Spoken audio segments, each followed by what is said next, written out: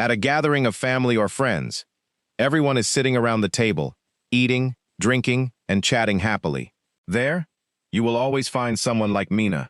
She walks back and forth, first pouring water, fetching an extra bowl, clearing away a napkin, then rearranging the food and asking if anyone needs anything. A friend pulls out a chair and says, "Come on, that's enough. Sit down and eat." Mina quickly replies, "Wait a sec, let me just finish this." But the truth is, there isn't really any this that actually needs doing anymore.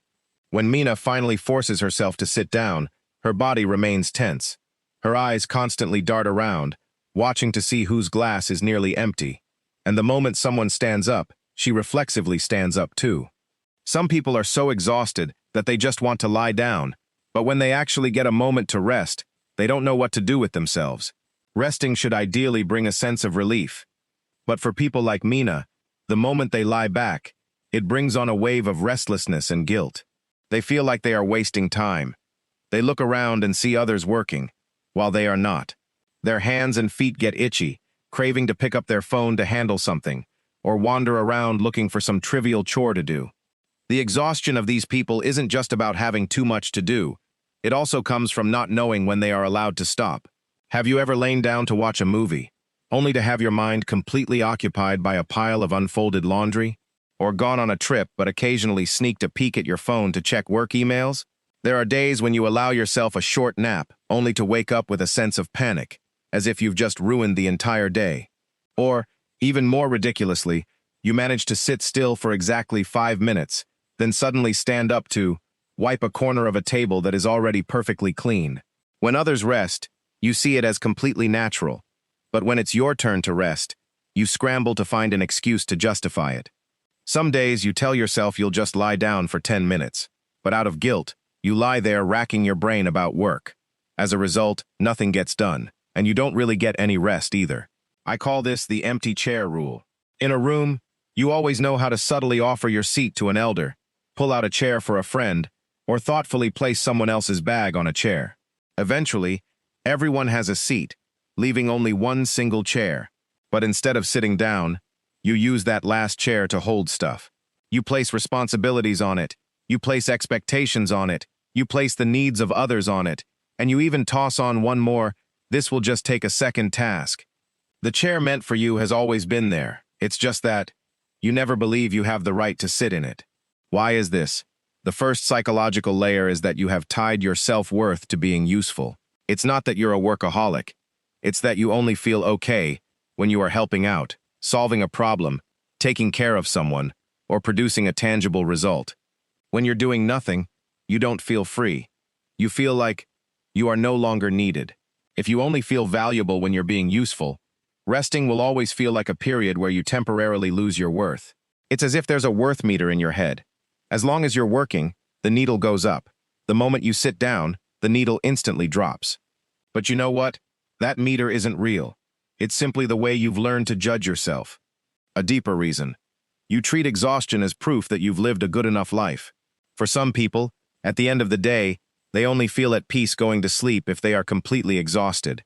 They have to accomplish a ton of things, sacrifice their personal time, and drain their energy just to feel fulfilled. But if the day passes relatively smoothly, they'll rest their hands behind their head and berate themselves. "Oh my God, I didn't get anything worthwhile done today." In reality, however, a day that doesn't leave you exhausted doesn't mean it was a useless day. You may have simply gotten used to using exhaustion as a receipt to prove you deserve to rest.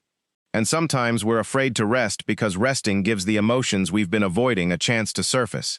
When you are constantly busy, you don't have to ask yourself if you're happy. You don't have to acknowledge that you're lonely. You don't have to face your disappointments. And you don't have to bother figuring out what you truly want. Work and busyness don't just make you tired. They also serve as the perfect excuse, so you don't have to listen to the fragile voices inside you. Only when all the outside noise stops do those emotions have the space to step out. Sometimes, you aren't busy because you have too much to do.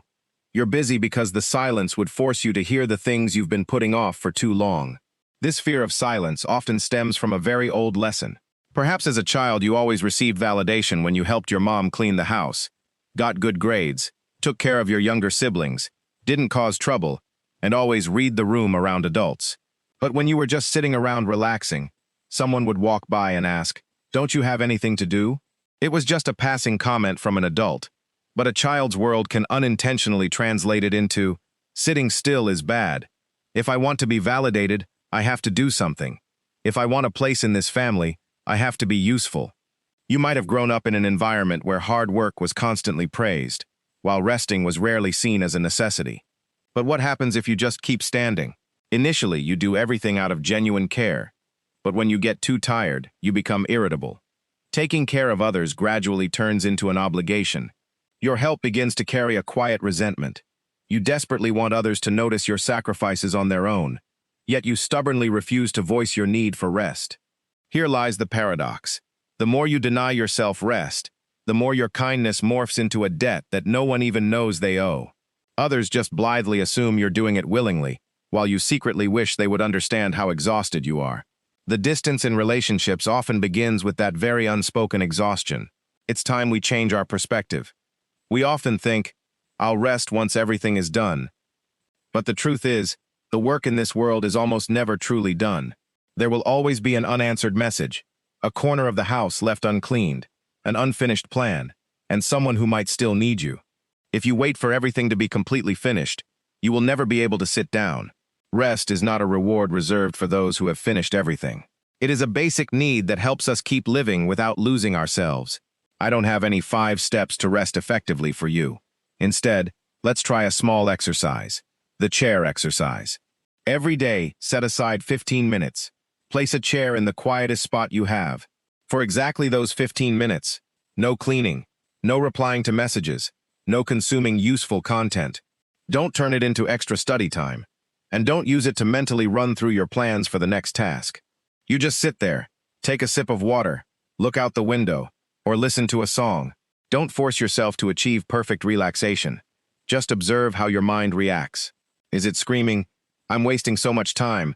I should get up. Look at all the work left to do." Or everyone else is grinding.